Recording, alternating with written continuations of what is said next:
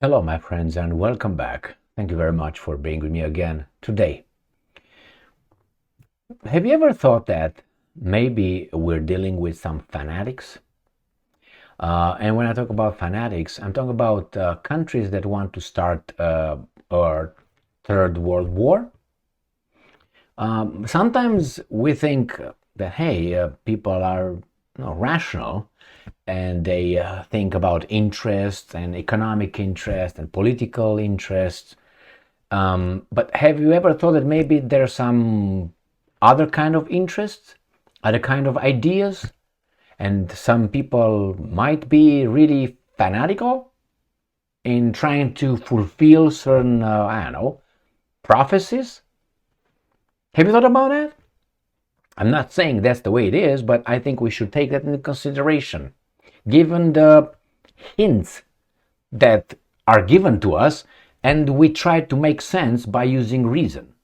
Hey, what could that be? Why would those guys get intervening over there? Why did they bring their, the response group in the Mediterranean? Why are those guys threatening those guys around? Why did they say they might use nuclear weapons in the Middle East?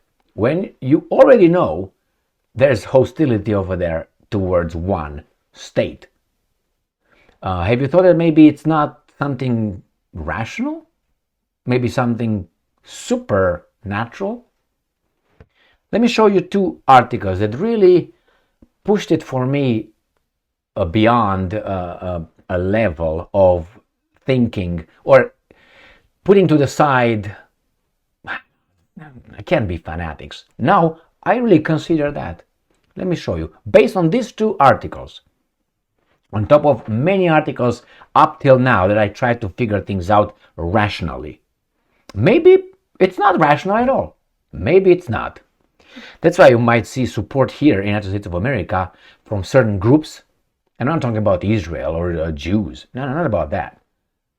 Certain kind of groups supporting a certain kind of direction that will get us all towards meeting our Creator. Very, very possible at this point for me thinking about it. Let me show you the first article. Coming from ABC News. US launches the third strike on Iran-linked groups amid attacks on American soldiers. Now, you say, well, yeah, man, if we were attacked by Iran-linked terrorist groups, we should react. By all means, right? Yes. But the next question is, where were these guys attacked?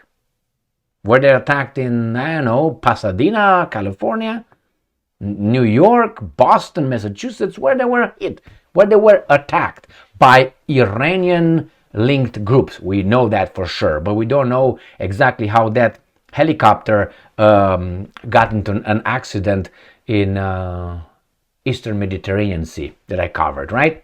We don't know that for sure. Certain things we know for sure, but certain things we don't know for sure about the same event. I'm not saying it's impossible, but I've been around the block a few times and I know how these things work. So, US launches the third strike. Now, the attack was conducted by whomever on the US military base located where? In Syria. Let me show you a little map. Syria is let's see if I got it right. Syria is an independent sovereign country. That's the one in green.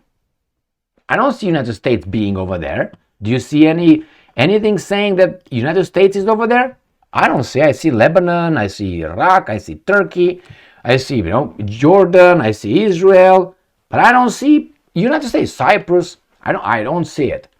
So in Syria, in this part right here, northeast, the Americans have deployed illegally troops over there to fight terrorism, to suck oil over there. Remember, this is the wealthiest part of Syria. It has 90% of Syrian oil is located here. It's a coincidence that the Americans stopped over there because they helped the Kurds and the democratic forces to fight the evil guys in Damascus. Legitimate government, mind you.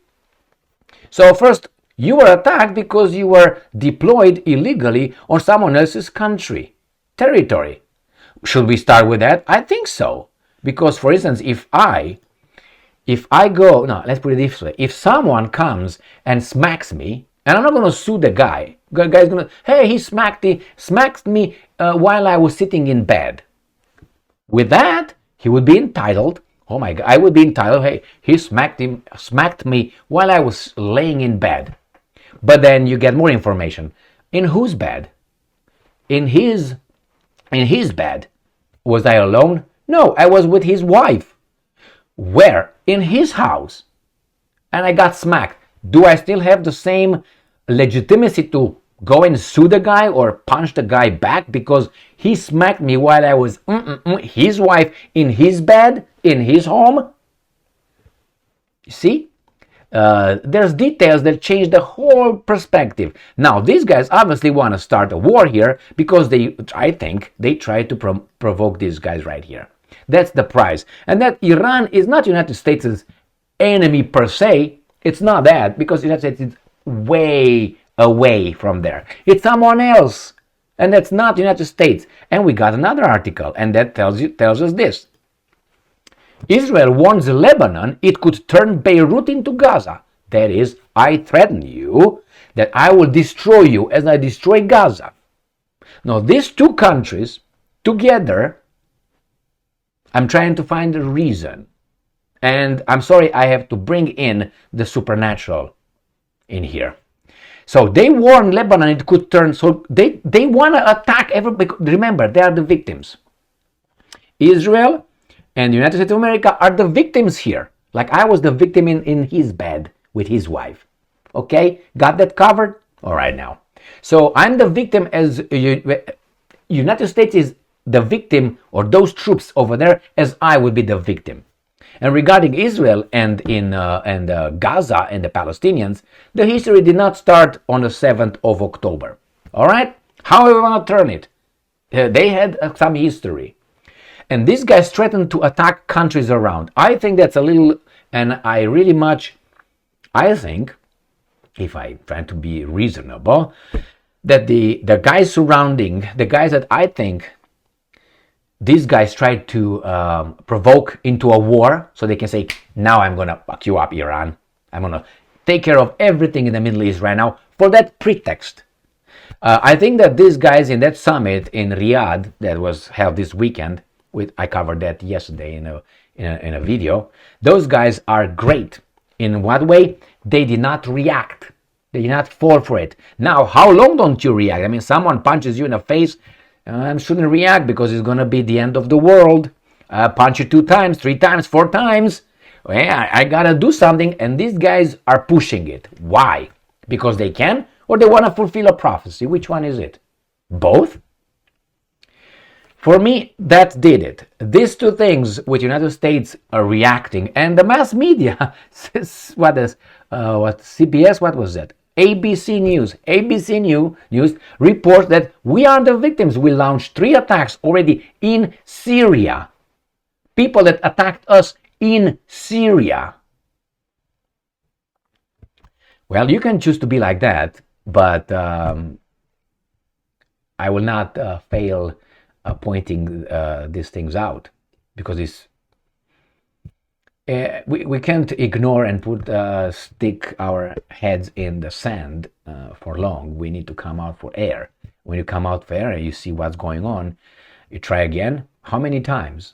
And by the way, while you're bent over, someone is working in it with your So my friends, here it is. I think we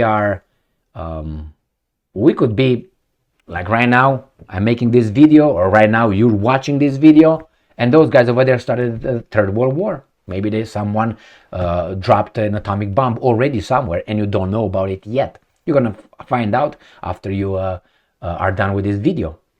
Maybe. And all that. These guys, I'm waiting. Not like I'm waiting that I want to happen. I don't want that to happen. But it's a big probability. Possibility, 100%. Probability, if those guys react, 98%.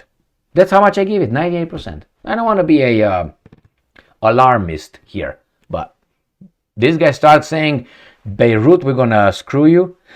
Syria, we're gonna do this, we do this. What's next? The Americans will start shooting in Iran.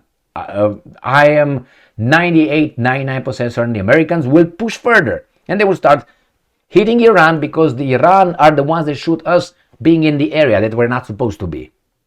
And then the Iranians, what are the Iranians gonna do? The evil guys take it because they're evil, because these guys say they're evil. Oh, they said death to this, death to that. What did... Start things chronologically, right? So if you call those guys as they are, look in 1953, 54, Iran. Who toppled Mossadegh? What's his name was the prime minister? Who? The Americans and the Brits. For what? For oil. For oil. And they put the Shah. And after they put the Shah, what happened? They helped Khomeini come in 79 from Paris. Help him.